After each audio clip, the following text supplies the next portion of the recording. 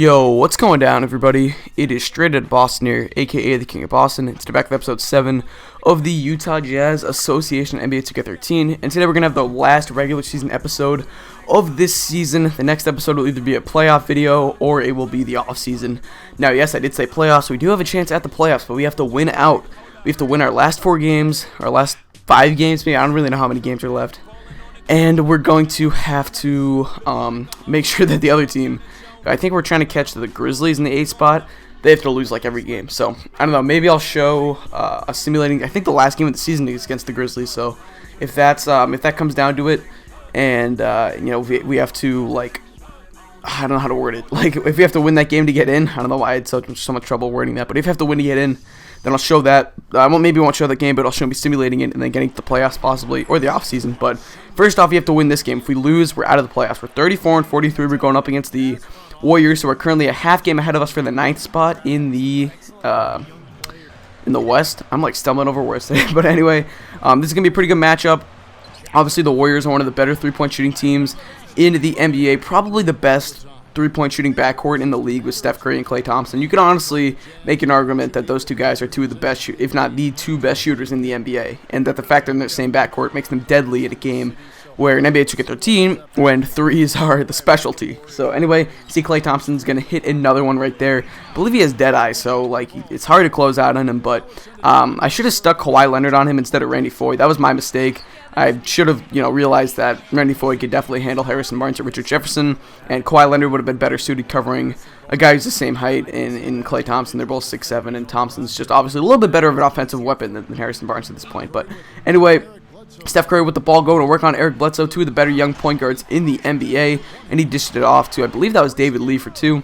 So now 15-12, Bledsoe with the ball. He's going to kick it out to Boris Diaw, and Boris Diaw, man, I love Boris Diaw. He's so versatile. He's a little bit down the short end. He's only 6'8", but he can play small forward, power forward, center.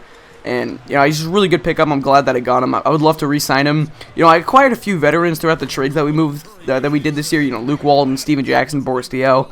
If I could bring those 3 guys back on lower level deals than what they have right now, and, for 1-year deals, that'd be awesome, man. I'd love to re-sign those guys. I think Steven Jackson could be a really good spot-up shooter off the bench. He could kind of play the role of what Corey Maggette was in the last season with the Pistons Association. Boris Diaw can do a lot. He can rebound the ball. He can shoot the mid-range. And, I can't remember if he hits threes or not, but anyway, he can do a lot for us. And Luke Walton, just one of the smarter players in the NBA, and he can shoot the ball, he can pass the ball, he can do a little bit.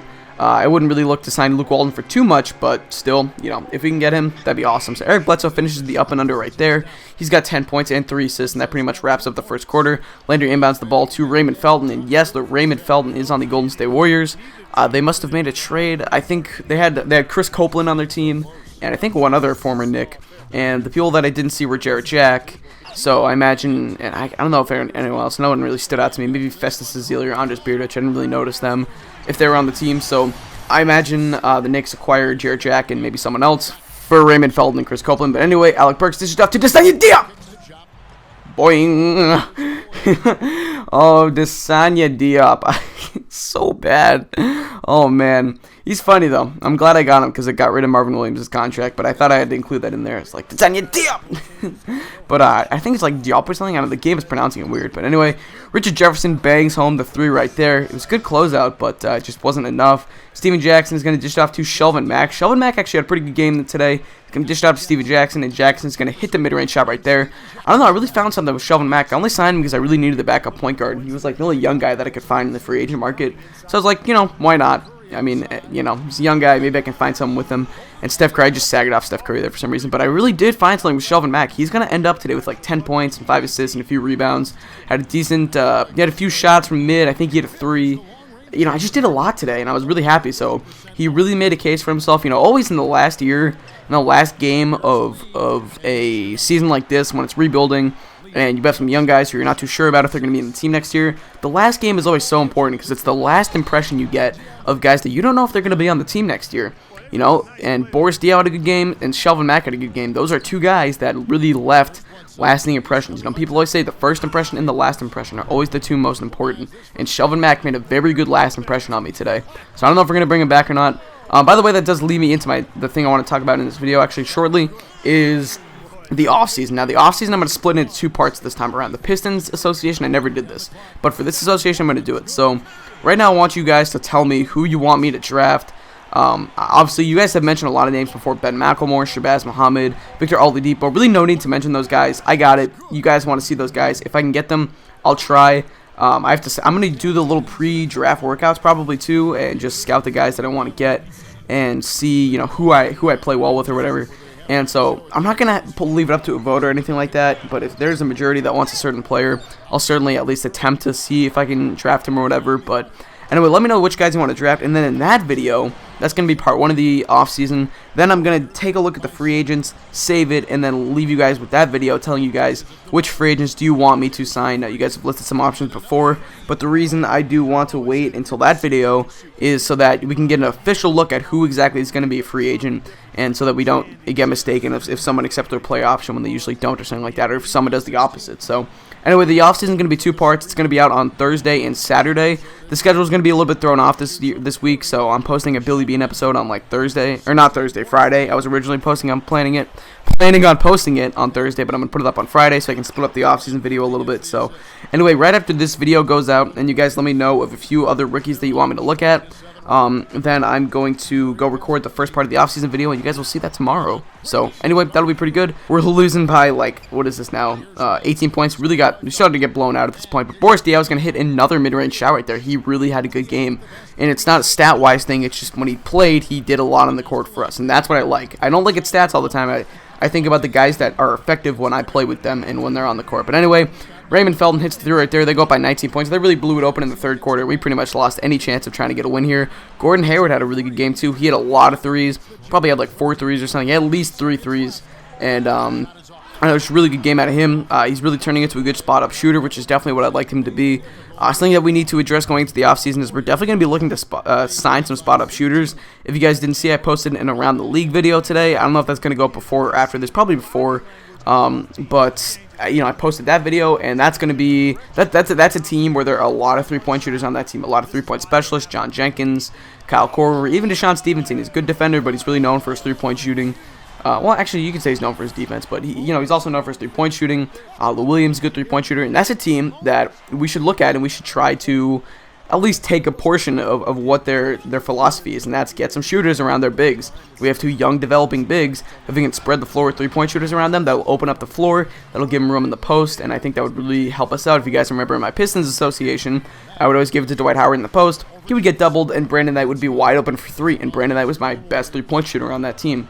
So, anyway, reminiscing about the old days, the Pistons Association. Anyway, soon enough I'll be able to say that about the Jazz Association, I promise, guys.